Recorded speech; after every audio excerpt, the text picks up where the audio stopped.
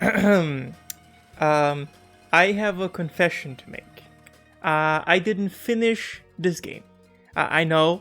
How could I ever do this to you, reviewing a game without finishing it? Unacceptable condition! Unacceptable! Anyways, there's a reason for it. This video will be actually a mix of my more light investigative stuff like early access investigation and my more laid back stuff like reviews. By the way, you should definitely check out early access investigation. I have found at least one company that would be interesting to look at, and you also should watch my other videos and reviews on mainly indie games. Wink wink nudge nudge, shameless self-promotion. Also subscribe to my channel and turn on notifications. So, watch this as an FPS horror game set in a maze which you, the player, has to escape from. The maze is apparently a TV show where you are put in against your will. Normally here I would praise a game when they technically make a decent menu, and by no means is this a bad menu, but I have a few problems. As you can see, the menu is a screen. I assume that is a computer screen. It has a typical power button and all the other useless buttons. Apparently you're also on this website called WatchTube, and watch is written in blood. Ooh, spooky. The banner shows you a picture of Larry King, and I searched for 30 minutes for this fucker's name because I knew he was real, but I couldn't remember his fucking name. By the way, Larry King, one of the legendary TV hosts and interviewers, you should watch his stuff, but that's besides the point. As I mentioned before, the banner of this fictional site called WatchTube shows Larry King interviewing Bill Clinton, and it only took me another 30 minutes to find that interview, and then try to watch the whole interview, but I broke the CNN site for me instead. Yeah. Anyways, I wanted to know if the interview had anything to do with the game, and I can't say for sure, but there's also text on top of the picture saying, "Kind of boring TV. Think people talks too much. Want to see more blood and action? Then watch this!" Given that the interview with Larry King and Bill Clinton surrounds the healthcare system and the Afghanistan war, I can partially understand why a fictional site like WatchTube would advertise themselves by telling their target audience that this kind of stuff is boring, and the product they are providing is more exciting. What I assume is that the game is trying to provide some commentary, that there is a subsection of viewers that are interested only in being entertained, basically validating this site and this show's existence. At the same time, I can't shake off the feeling that the game is making fun of me as the player, because I'm willingly participating in this sick game, because at the end of the day, we play the character, but in universe we are the people who are watching the show. Another thing you may have noticed is the subtle hint that this game might be haunted by some eldritch monstrosity. Well, if you call a giant squid on their homepage subtle. Like YouTube, WatchTube has a sidebar, but in this case we have the play button labeled "Watch This." It offers you two mazes, maze 1 and 2, once you open it. Then we have the credits, and here's the first thing that bothered me. In the credits box, you have a scroll bar that is usable, and on the menu itself you have another scroll bar that is not functional. Why not put the function of the scroll bar on the scroll bar of this fictional site? It would make sense since the game is already trying to sell this menu as part of the lore or story of the game. After that, we have the FAQ that shows the controls, which you can change by the way, also the rules of the game, and a disclaimer that every character in this game is fiction. You will see why that is important soon. We also have the same problem with the scroll bar here, but this time the scroll bar is black instead of white, like the other one. If you're going to be inconsistent, be inconsistently consistent. Either make both scroll bars black or both scroll bars white, but not like this. Looks ridiculous. Finally, we have the settings with the beloved resolutions options, but only a master volume, and this game really could make use of some sound customization because everything is extremely loud, even your own footsteps. At the bottom of the sidebar, there is also the language options with Russian and English as available choices. Also, there's one set of text that doesn't change with the language option, and Toaster123D3, the guy that made Hyper Tower, you should check his game out, translated for me, and it means recently published videos or recommended videos, enforcing this illusion that this menu is supposed to be a video sharing website or streaming website. This menu disappointed me so much that I actually spent way too much time redesigning the whole fucking menu. I kept the original icon design and almost every asset, but I also changed a bunch of stuff. Of course I got rid of the banner because I'm pretty sure that picture is copyrighted and the original picture was warped and stretched. I reordered the menu slightly because I think a menu should get the player as fast as possible into the game. So the play or watch this button will lead you in this home page where you have the levels to select. The videos represent the levels themselves, and you could even play with the idea that once you hover over the videos, a sneak peek of the level plays, basically enforcing this idea that you're on this website, watch this, and you're watching videos or a stream once you enter the game and play it. The next option is settings, because that is the second most important thing you need to give the player. You want to hand the player as much control over the game as possible. Then we have the FAQ. I personally think the controls should be in settings with the ability to remap the buttons, but you can do it like this if you think your button mapping is perfect. Credits are at the bottom of everything. I think it should have been called context, since that is where you would find information on websites usually, but it also depends on the website. So yeah, it really doesn't matter here. Finally, we have the exit button. It should have been an X button on the top right side of the screen, but if the exit button has to exist like this, it should be separated from the rest of the options. My personal preferences are shining through here though, but like I said, I prefer it this way. Of course, we can't forget about languages. I added those on the top right side of the screen as flags instead of text. I think it looks cute. And they don't work like everything else I've made. I spent way too much time doing this to ever be justified. So yeah. Anyways, this is how I would improve the menu, because the menu, even though technically fine, doesn't look appealing. Also, the idea with the video as a level select fits the quote-unquote lore of the game really well, and I think it looks a little bit better. Not my version, of course, you should polish it more, but I'm not the developer. Now that I've bored most of you by talking about menus for 5 minutes, let's just jump into it. Once you choose a level, you're loaded into an elevator, I think, and you're shown a picture of your family. They are always caricatures of people in a living room. It's always mom, dad, honey, and son, but the caricatures change every time you play it. Those caricatures can range from movie characters, real-life people like politicians, aliens, and general caricatures of people. I am pretty sure that stereotypical caricatures of fat people, a Latina maid, a sexy nurse, a Muslim, an old granny, a grotesque alien, and what I think is supposed to be the caricature of the in-game enemy, the frog, should not cause any legal issues. They might be offensive, but legally fine. I'm not so sure about the movies and the real-life people. Fictional characters can be copyrighted if they are distinct enough. Under fair use, you would still be able to use the characters to, for example, make a parody out of it. The law is a little bit fuzzy here. It will heavily depend on the case. In this game, we have the caricatures of Jesus, the Godfather, Doc Brown from Back to the Future, what looks like the characters from The Big Lebowski, and the aliens with 3 boobs from Total Recall. The thing is, I don't know if all of this would count as a parody. The game definitely tries to deliver it as a joke, but at the same time it's trying to be a horror game.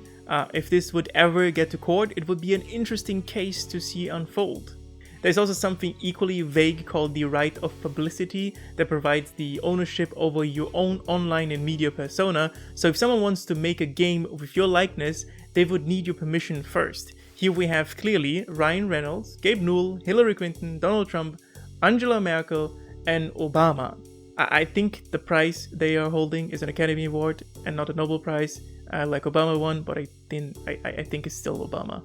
Anyways, while Angela Merkel and Obama are not instantly recognizable, the rest definitely is. Therefore, and this is speculation by the way, I don't know how a court would decide and if fair use would apply here, so therefore they would need the permission of Ryan Reynolds, Gabe Newell, Hillary Clinton, Donald Trump, Angela Merkel, and Obama to actually make this. You may ask yourself, why is this guy mentioning this? Well, you see, the game is not in stores anymore. It's vanished, it's gone. I don't know why, but I speculate the Gabe Newell caricature might have something to do with it, but again, I don't know. Back to the actual game. So once you are shown a picture of your family, you are then released into the maze, where you have to either earn enough money to buy presents to please your relatives so that they release you from the maze, or you have to please the audience so that they release you from the maze. As I mentioned before, I have not finished the game, but once I unlocked all the presents for one relative and nothing happened. The only way I finished or exited Maze 1 was by finding the heart of TV. Oh, cool. You see a clever word clever wordplay here. Found a passcode, found the exit, typed in the code, placed the heart down, and exited the maze. And that goes for both mazes, I think. I didn't finish the second maze though. I did get the passcode and I did find the heart, but I couldn't find the exit door. It might have not even exist, as far as I know. Your side mission besides trying to escape the maze is to avoid traps, and by traps I mean to do platforming. These are not traps. Traps are things that surprise you, and those things are clearly not traps. They can be seen a mile away, they are slow, and they offer no challenges. It's more of a hindrance or annoyance rather than actual trap or platforming. During spelunking around the maze, you will also be haunted by 4 different types of enemies. The so-called frogmen that are either praising the heart or praising a static TV station. Maybe they are also being controlled by the heart because the TV seems to be connected to the heart. Anyways, if you get close enough to them, they will follow you until you lose sight of them or until they die. They could either fall into traps themselves or die by explosion because there are mines at some places for some reason that are not triggered by you, but they are triggered by the enemy. The second enemy is a ninja. Yeah, it's a ninja, and it behaves like the frogman, but I've never seen them get blown up, so I just assume they don't. We also have the TV Ulu monster, another clever word, clever wordplay here. It's a mix of a Hulk-looking thing with a TV forehead. It's big, it's bulky, and it can only move around in one room since it gets stuck at the door frame. It is also extremely fucking loud. The last enemy is a Xenomorph, and it's also extremely loud, and that's all. One thing that they all share is that their AI is broken. I just wanted to mention that, there's nothing more to it. Also, enemies are more of a hindrance or annoyance than a challenge, pretty much like the traps. I don't know what happens once you finish both mazes, and frankly speaking, I don't care. Generally speaking, the idea about this fictional site with this murderous show is interesting. The game systems need to be explained more, and maybe there should be also a tutorial. If the devs decide to work on something similar, I would heavily recommend working on better AI and maybe a combat system or a better stealth system, since the enemies are pretty aggressive and don't really behave like the slow methodical monsters of horror games where you can't fight back. Make actual traps instead of annoyances, and maybe don't use copyrighted material, just as a general rule. Do I even need to say if I recommend this game? Given the fact that you can't even play this game anymore, I will leave it ambiguous. Figure it out yourselves. Wink wink, nudge nudge. What you don't need to figure out yourselves is what CivilSavages did in the past.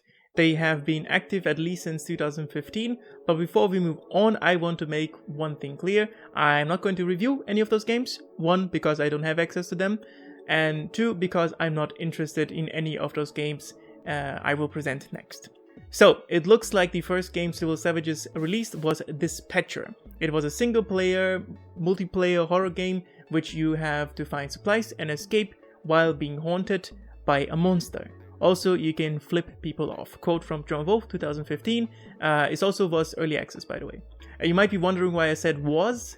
Well, that is because this game was also removed from Steam. I don't know the reason, but the game was heavily marketed through nudity and sex appeal in general, and the fact that you could flip people off. Maybe they broke some copyright. It seems that quite a few people played it, and it also reminds me of those typical stream baiting games that find their success not because of their good nature or polish, but because of their ridiculous nature and jankiness. Not all stream baiting games are bad. Something like Goat Simulator would be a perfect example for it, but most of them are. Dispatcher reminds me more of something like Who's Your Daddy, that holds no merit on its own, but got popular because PewDiePie and Jacksepticeye played it.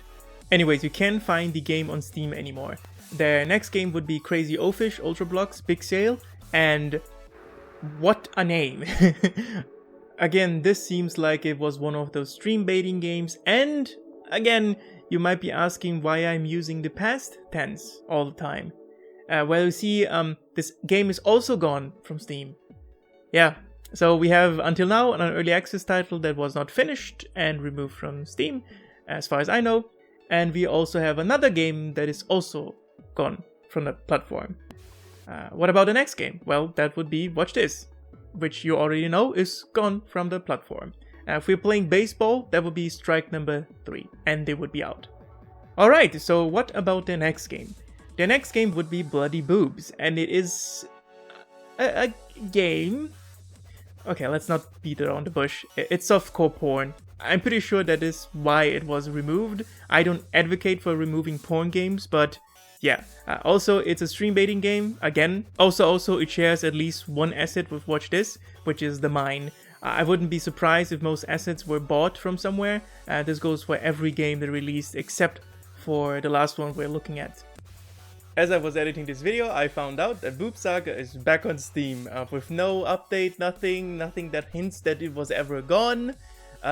Whatever, it's an early access title. The devs are not CivilSavages, but it's a former dev from CivilSavages, which I have confirmed with the devs themselves. Okay, alright, thanks, move on. Also, I want to make something very clear here. I have nothing against porn games or loot games. I seriously reviewed Honeycomb Studio, so there you go, that's my stance. I think the problem is that there aren't many good porn games. Most of the time porn games are of a very low quality and add nothing when it comes to gameplay. I think it's stupid that, generally speaking, society sees sex as a taboo topic. I think everyone by the age of 14 knows what a cock, cunt and sex is, and I would appreciate if sex and sexuality would appear in games in a way that is not completely cartoonish and over the top, but also entertaining. Back to CivilSavages, the actual topic of this video. So far, all of the games have been removed from Steam, but they have one game that will be coming into early access in the third quarter of 2019. We are in the second quarter of 2020. Yeah, it seems like the game was put on an indefinite hiatus because the dev left. Nice! And finally we have one game that is still on the platform called Norman's Great Illusion. It has mixed reception and it seems that quite a few people like it. It's not weird that a Russian game would have mostly Russian reviews. What is weird though is that out of all the positive reviews, mostly are Russian. From the 13 Russian reviews, only 3 are negative. And the other language is pretty much half-half. But what is also weird, from the 4 English positive reviews, 2 receive the product for free, which is also fine because these could be review copies. There are a few weird things about the accounts though, with the positive reviews.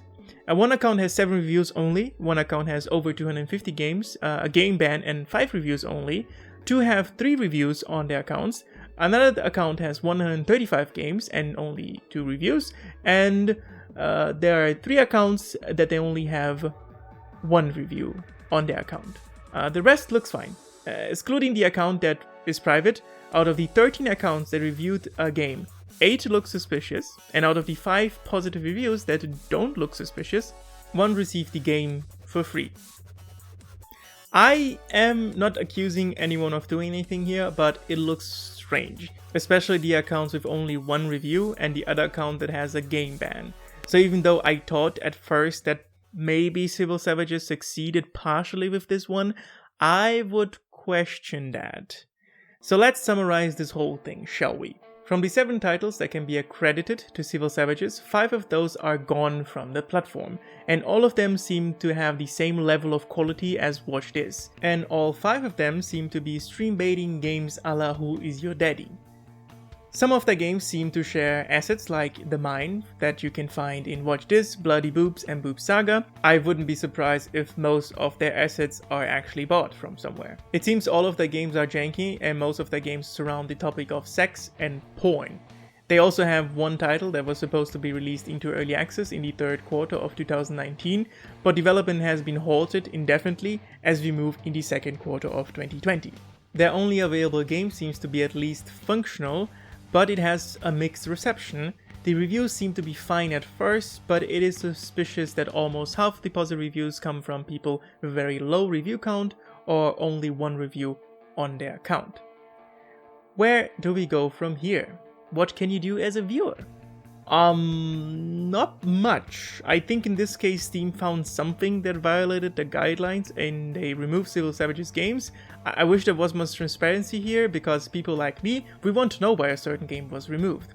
I'm not going to be sad that those games are gone because the game I played seemed to be just half done and was just pure jank, and even though I call them stream baiting games and I call them porn games, I'm actually not advocating for their removal. I think there are good stream baiting games out there, games like Goat Simulator or something like I Am Brad, but those games are full-fledged games first and baity in their nature second. Yeah, they might be janky and have a lot of glitches, but the glitches are almost part of the experience rather than something that is out of the dev's control. Games like Dispatcher, Watch This, Bloody Boobs, and Boobs Saga want to sell themselves purely on the fact that they break a taboo. In one game you can flip someone off, in another game you have caricatures of celebrities, and in almost all of them you have nudity because sex sells. They are all stream baiting games first and video games second. Okay, now we established that you as a viewer can't do much, what can actually be done? As you might have noticed, I use clips from several different creators without their permission. I asked for their permission, but nobody answered. If you want to check them out, they will be the first link in the description. Out of all the creators, there was only one that acknowledged the efficacy or morality of playing or let's playing those types of games. I'll let the clip from Uber Hexanova play in full. Alright, hello! Welcome back to the world of YouTuber bait. I mean, let's be honest, this game is definitely YouTuber bait. I'm the one getting baited here. I'm subjecting myself to this, and I know what I am doing is morally, you know, it's crossing a little bit. I mean, I'm maybe not crossing any boundaries, but it's kind of like we're walking a fine line, I guess you could say. Yeah, I think when people play these games, they probably know that those games are stream baiting, but they do it anyways because it's funny. Haha, look at this game, so bad, funny random, lol XD. Those people, they get a fair amount of views, and I will say they turn these janky masses into a fun experience. They are not my type of videos or the videos I would watch, but they have their merits. The problem is that they are playing those games without even acknowledging that these games exist purely to bait streamers and YouTubers to make videos about them, except for Uber Hexanova. Good on him. The success of those videos show devs like CivilSavages that it's entirely possible to create games, quote-unquote, that bank on controversial nature of the topic alone. But how are those videos so different to what I did with my review? I don't want to toot my own... No. That is exactly what I want to do.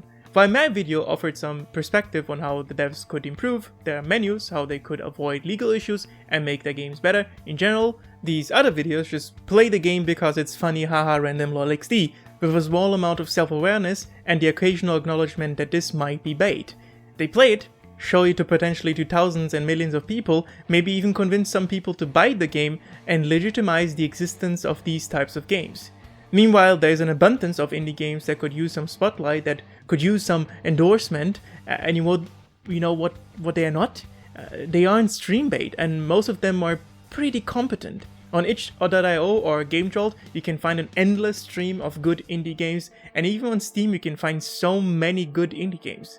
The way to diminish the amount of these types of companies and these types of games is by simply not playing them, especially when you have a big audience. Almost everyone shat on Anthem and Fallout 76, and still many people played it, not with a critical eye, but only because it was funny haha random lol XD. There are some people that even defended the existence of those games and thought it would be a good idea to praise it. I bet you those same people wouldn't defend the existence of something like Watch This, or Dispatcher, or Bloody Boobs, or Boobs Saga, but if it is a big company, it's fine, because it's a big company. I can also predict that some people might say, let people play what they want. And I don't disagree with that stance, and generally speaking, that is how you should handle it. Let everyone play whatever they want. In a world where everyone would think about the implications of their actions, that would be true. Unfortunately, by playing games laissez-faire and showing it potentially to millions of people without acknowledging that these games are pure stream bait, you're potentially bringing in new customers to the game and potentially taking away a spot for a game that is actually good and doesn't prey on the stupidity of people. Wow, that got really preachy, and now I hate myself. Great, thank you very much. I guess the only thing I can say is thanks for watching my videos. I'm happy to clarify anything in the comments if you disagree with me. I also would like to know, maybe you have a different perspective, maybe I'm just a fucking dumbass, but whatever it is, just write it down, I will read it. Good, take care of yourselves. This was a very strange video. I didn't expect to be that long. But yeah, take care of yourselves, humans, and have a nice and wonderful day.